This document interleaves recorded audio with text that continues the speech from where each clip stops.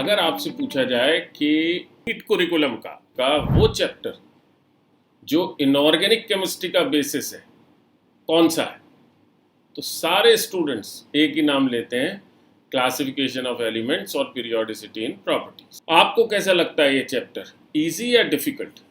चलिए इस particular chapter को अच्छी तरह से ग्रिप करने के लिए क्या क्या चीज़ें जरूरी हैं, क्या स्ट्रैटेजी होनी चाहिए, इसको देखते हैं। ग्रिप करने में सबसे पहले क्या पता होना चाहिए कि इस पर्टिकुलर चैप्टर के इंपॉर्टेंट सब टॉपिक्स कौन से हैं। तो इंपॉर्टेंट सब टॉपिक्स में जब आप देखते हैं तो थोड़े से हिस्ट्री पढ़ने के बाद आप सबसे पहले मेंडलीफ की periodic table, modern periodic table और long form of periodic table में डिफरेंशिएशन करते हैं। मीन्स आपको आइडिया दिया जाता है कि इन तीनों टेबल्स में क्या डिफरेंस है, राइट। उसके बाद आप पीरियोडिक प्रॉपर्टीज़ पढ़ना शुरू करते हैं और पीरियोडिक प्रॉपर्टीज़ में सबसे पहले एटॉमिक रेडियस, जहाँ पर आप डिफरेंट टाइप के रेडियाई पढ़ते हैं, राइट। उसके बाद आयनाइजेशन एंथैल्पी, ठीक है, देन इलेक्ट्रॉन गेन एंथैल्पी, ठीक, ये दो एनर्जी रिलेटेड कंसेप्ट्स को पढ़ते हैं, ठीक है। उसके बाद आप टेंडेंसीज पे आते हैं। टेंडेंसीज में सबसे पहले electronegativity and electronegative character, then electropositivity and metallic character, means metals और नॉन मेटल्स के बीच में डिफरेंशिएट करते हैं। देन ऑक्सीडेशन स्टेट्स और केमिकल रिएक्टिविटीज़ में जो पीरियोडिक ट्रेंड्स हैं उसको पढ़ते हैं। इसके अलावा इस पर्टिकुलर चैप्टर को पढ़ते समय आपको जो ध्यान रखना है दैट इज़ आपको मोटा मोटा आइडिया होना चाहिए about the generalize characteristics of SPDF blocks, right. इसके अलावा डिफरेंट ग्रुप्स में किस ग्रुप में कौन सा एलिमेंट है, एल्कली मेटल्स में कौन सा एलिमेंट है, एल्कलाइन अर्थ मेटल्स में कौन सा एलिमेंट है, हैलोजन सीरीज में कौन कौन से एलिमेंट्स हैं, इसका मोटा मोटा आइडिया होना चाहिए।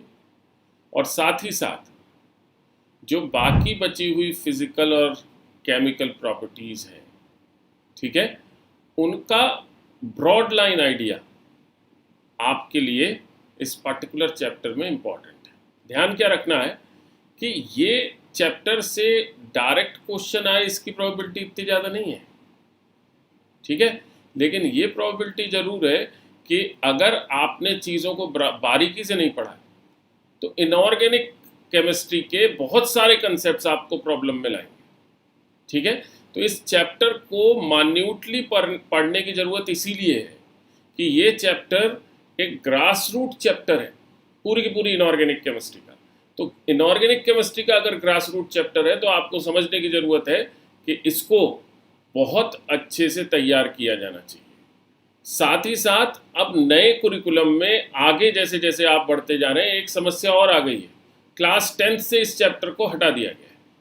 That means whole sole class 11th में जब ये चैप्टर आएगा तो पहली बार में आपको इसको इतने अच्छे से तैयार करना पड़ेगा कि आप इसको लाइफ लॉन्ग याद रख सकें अगर आप केमिस्ट्री से जुड़े रहना चाहते हैं तो। अब समझिए ये जो इम्पोर्टेंट सब टॉपिक्स मैंने बताए इनमें से वो टॉपिक्स कौन से हैं जो आप इजीली ग्रिप कर सकते। तो सबसे पहले जो मैंने बताया थोड़ा सा हिस्टोरिकल बैकग्राउंड और तीनों पीरियोडिक टेबल्स के बीच में डिफरेंशिएशन, ठीक है, आसानी से समझ में आ सकता है प्रोवाइडेड कि आप जो है फोकस इस तरह का रखें कि आपको हिस्ट्री याद करने की ज़रूरत नहीं है, लेकिन differentiation between the periodic tables आपको पता होना चाहिए, राइट। पीरियोडिक क्लासिफिकेशन इन पर्टिकुलर मेंडलीफ ने सबसे पहले दिया, एटॉमिक वेट पर बेस्ड अपनी पीरियोडिक टेबल दी, उसको इम्प्रोवाइज किया गया, right. Further modern periodic table बनी, एटॉमिक नंबर पर बेस्ड थी, और आज की डेट में जो long form of periodic table है वो मोर और लेस इलेक्ट्रॉनिक कन्फिग्रेशन पर बेस्ड है। तो ये चीज़ की क्लैरिटी होनी चाहिए। इसके अलावा एटॉमिक रेडियाई में ट्रेंड्स आसान है, बीइंग मैथमेटिक्स स्टूडेंट्स आप रेडियस वैसे भी पढ़ते हैं, सर्कल पढ़ते हैं, राइट।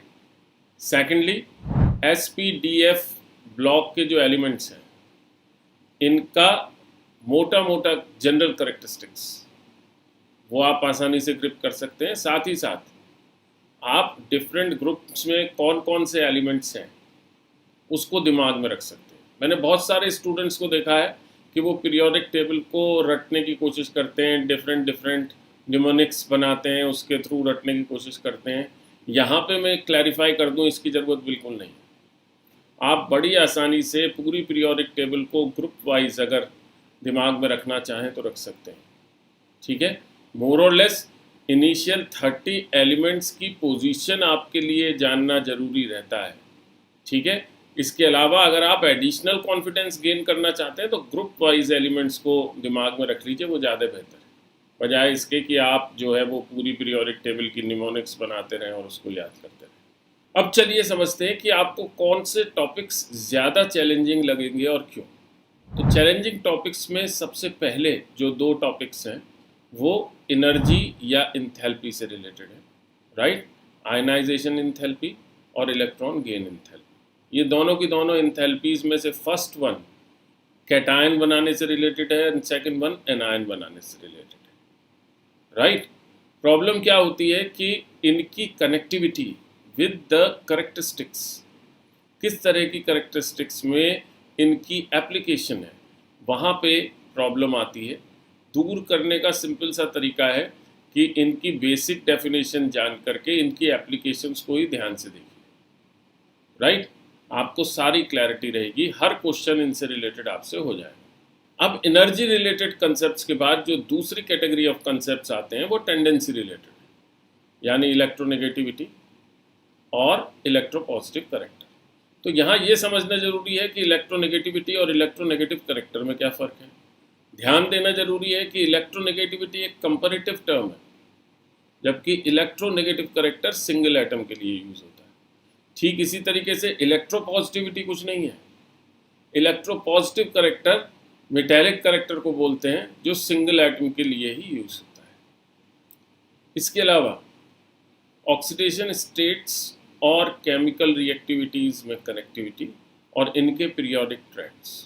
ऑक्सीडेशन स्टेट्स को डिफरेंशिएट करना बहुत ज़रूरी है। वो डिफरेंशिएशन अगर ग्रुप वाइज आपने ग्रुप के ऊपर ऑक्सीडेशन स्टेट्स लिखी हुई हैं तो वैसे ही आपको क्लियर हो जाएगा। मेरा सजेशन है पीरियोडिक टेबल को बड़ा करके अपनी टेबल के सामने लगाइए और उसमें ऑक्सीडेशन स्टेट्स ऊपर ही लिख लीजिए। ग्रुप के ऊपर जो मेजर ऑक्सीडेशन स्टेट्स हैं आपके दिमाग में रहेंगी चीज़ें हमेशा। दिन में एक बार 5 मिनट देख लीजिए ध्यान से। इसके अलावा सेकंड पीरियड के एलिमेंट्स को ध्यान से पढ़िए। ये वो एलिमेंट्स हैं, यानी lithium, beryllium, boron, carbon, nitrogen, oxygen, fluorine, ये वो एलिमेंट्स हैं जो अपने ग्रुप में एक्सेप्शनल या एनोमेलस बिहेवियर दिखाएंगे। इनकी प्रॉपर्टीज़ ग्रुप के एलिमेंट्स से अलग होंगी। सबसे ज़्यादा क्वेश्चंस इन्हीं पे आएंगे। देन एटॉमिक स्ट्रक्चर और पीरियोडिक ट्रेंड्स में क्या कनेक्टिविटी है, इसमें थोड़ी सी डिफ़िकल्टी होगी क्योंकि एटॉमिक स्ट्रक्चर से कनेक्ट करके नहीं देखते हम, इलेक्ट्रॉनिक कन्फिग्रेशन से कनेक्ट करके देखने लगते हैं। और साथ ही साथ अगर हम कंपैरेटिव टर्म्स में जो पीरियड्स और ग्रुप्स में एलिमेंट्स प्लेस्ड हैं उनको कंपैरेटिव टर्म्स में मोटा मोटा हम आइडिया लेकर के अगर काम करते हैं तो वो डिफ़िकल्टी भी दूर हो जाती है। अदरवाइज हमें लगता है कि इनऑर्गेनिक केमिस्ट्री बहुत बड़ी है, राइट। हमने अगर पीरियोडिक क्लासिफिकेशन को अच्छे से तैयार किया है तो मैं आपको बता रहा हूँ कि जो इनऑर्गेनिक केमिस्ट्री का एफर्ट है वो 1/3 रह जाता है अगर आपने बहुत अच्छे से इसको तैयार किया हुआ। अब अगर इस चैप्टर को और अच्छे से ग्रिप करना चाहते हैं तो क्या क्या प्री रिक्विसाइट्स हमें चाहिए। तो सबसे पहले एटॉमिक स्ट्रक्चर का बेसिक आइडिया चाहिए, इन पर्टिकुलर इलेक्ट्रॉनिक कन्फिग्रेशन, राइट, उसकी क्लैरिटी हमें होनी चाहिए। ठीक है। सेकेंडली केमिकल बॉन्डिंग, इसके भी बेसिक्स का आइडिया हमें होना चाहिए। हालांकि पीरियोडिक क्लासिफिकेशन वास्तव में केमिकल बॉन्डिंग में बेसिक फाउंडेशन स्टोन की तरह से काम करता है, बट केमिकल बॉन्डिंग का मोटा मोटा आइडिया होना चाहिए, कनेक्टिविटी का आइडिया होना चाहिए। देन रिडॉक्स रिएक्शंस, इसका आइडिया होना चाहिए।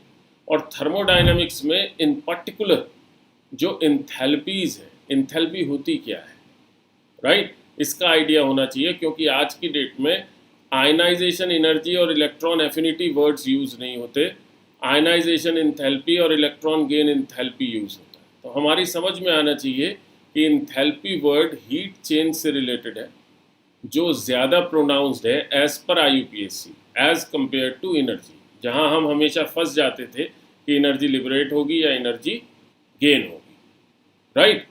यहाँ जब हम इंथैल्पी वर्ड यूज करते हैं तो हमेशा हीट चेंज की बात करते हैं, दैट कैन बी पॉजिटिव और नेगेटिव, वो ज़्यादा ईजियर टर्म है, राइट। अब अगर एनालिटिक्स, एनालिसिस लास्ट 5 ईयर का, तो भाई लास्ट 5 ईयर्स में अगर हम देखते हैं तो इस पर्टिकुलर चैप्टर से 8 सवाल नीट के पेपर में आए हैं। 8 की अगर हम डिस्ट्रीब्यूशन देखते हैं तो 2023, 2022 और 2021, इन 3 सालों में इस पर्टिकुलर चैप्टर से हर साल एक क्वेश्चन आया है।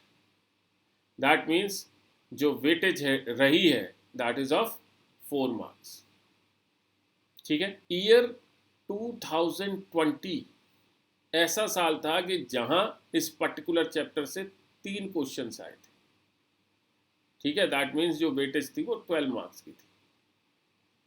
और 2019 में यानी 2019 में इस पर्टिकुलर चैप्टर से 2 क्वेश्चंस आए थे, दैट मीन्स जो वेटेज थी वो 8 मार्क्स की थी।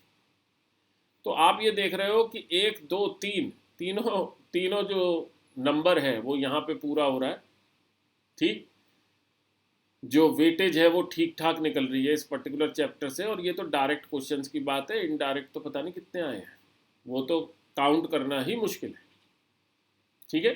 आप देखोगे तो ये इनऑर्गेनिक केमिस्ट्री के 2/3 पोर्शन को इनकलकेट करता है अपने अंदर। अगर हमने ये चैप्टर बहुत अच्छे से तैयार कर लिया तो इनऑर्गेनिक केमिस्ट्री का जो बर्डन है वो हमारे सर से बहुत कम हो जाता है।